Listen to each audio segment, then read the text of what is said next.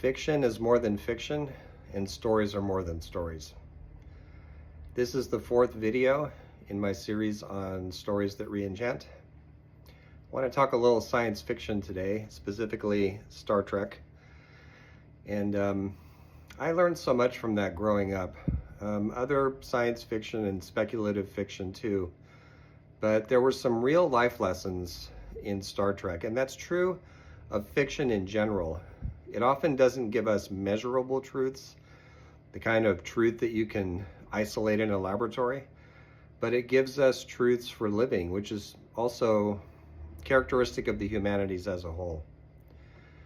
So I was thinking this morning about the original Star Trek series and the issues, the difficult issues of the time that it dealt with. And I decided to make a little list because that's what I like to do. And then state them positively too. And this is true of all the Star Treks, all the series do this. But the first series looked at, and this is not a complete list, sexism, racism, slavery, issues of becoming famous, and how that can be harmful, intolerance of all kinds, religious zealotry and idolatry, wealth, inequality, and issues of greed, political oppression, fascism and authoritarianism, the fallout and effects of war, and automated war too, war run by machines, now more relevant than ever. It looked at rogue AI and what that can destroy, colonialism, labor, injustice, nationalism, irrational leaders and how much damage they do, and irrational passive followers and how much damage they do. The original series dealt with all of those.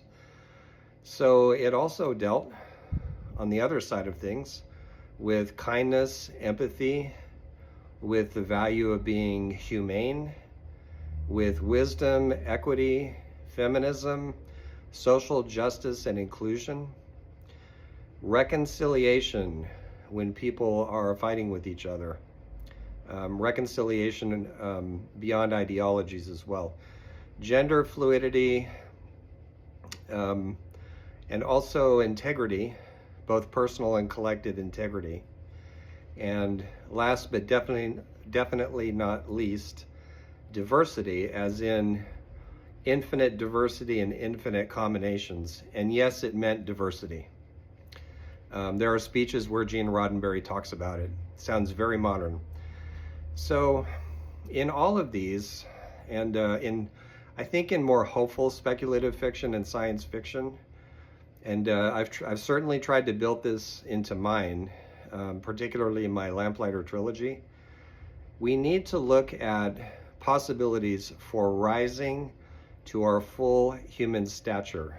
Because contrary to nihilistic voices that like to say that it's all random and there's no purpose to any of it and all the rest of it, I believe, down to the depths of my soul, that humanity is on a journey of becoming.